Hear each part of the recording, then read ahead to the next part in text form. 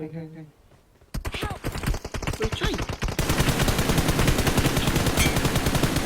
chưa ơi tương nơi tia mà khốt tay kim chi rồi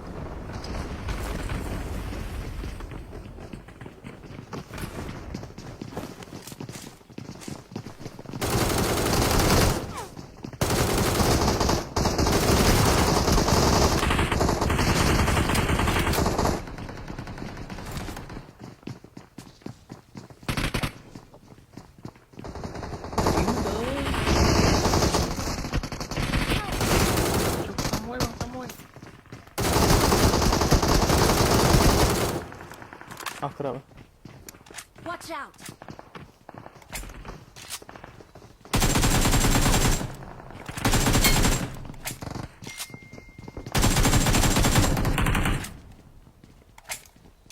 đây nữa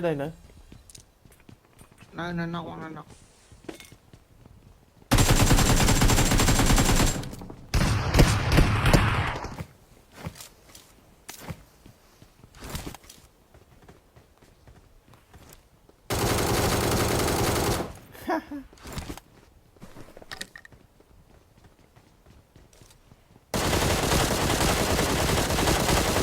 đôi cái tập bộ anh nhưng mà bạn đã sao rồi lại cái ba bạn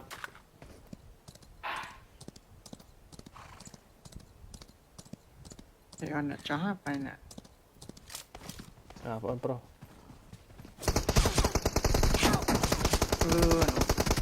ba quần nó bông quần Watch out! này nè có máy đua nè cày tia mình Watch out! Watch out! này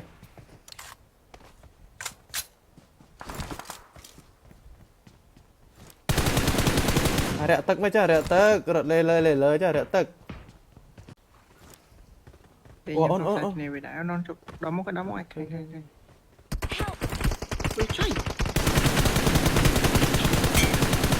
Đạt chưa ơi thảo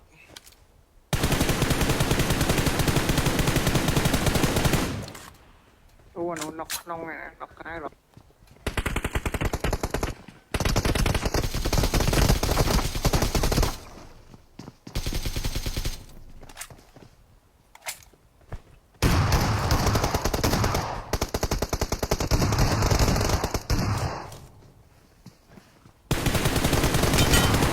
nó mới lợi thế này nó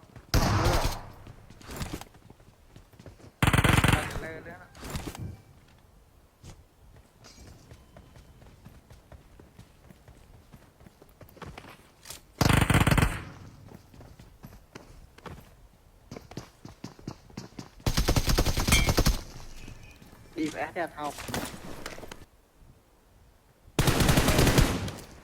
nó mà ướt mai đãจะlàm thôi đi rồi kia là có bài cho miền môi thế này